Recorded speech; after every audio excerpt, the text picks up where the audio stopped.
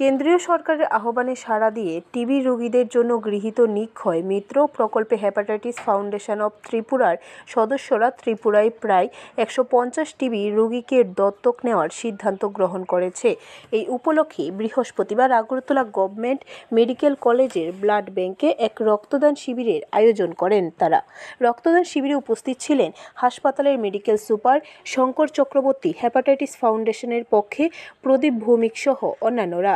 সংবাদ মাধ্যমের মুখোমুখি হয়ে তারা এই বিষয়ে বিস্তারিত তুলে ধরেন। হেপাটাইটিস ফাউন্ডেশন ত্রিপুরা এই বছরে আমাদের রাজ্যে প্রায় 1600 টিবি পেশেন্ট রয়েছে বা যক্ষ্মা পেশেন্ট রয়েছে।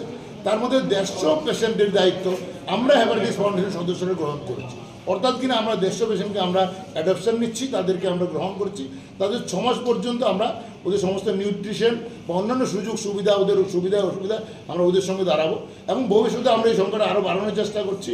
নিশ্চয়ই আমরা চাই সবাই এগিয়ে আসুক, কিন্তু দেশের প্রধানমন্ত্রী যে আহ্বানটা রেখেছেন সবার জন্য, আমরা চাই সেটা সারা ভারতবাসী সেটা গ্রহণ করুক। আমরা টিভি খুললে বা আমরা যদি যে কোনো মিডিয়া খুললে আমরা দেখি প্রধানমন্ত্রী সেই আহ্বানের সঙ্গে যুক্ত হয়ে টিবি মুক্ত ভারত গড়ার একটা সংকল্প নিয়েই আমরা আজকে এটা অনেকটাই একটা নিয়ম মাফিক একটা ব্লাড ডোনেশন। ব্যুরো রিপোর্ট, খবর ত্রিপুরা।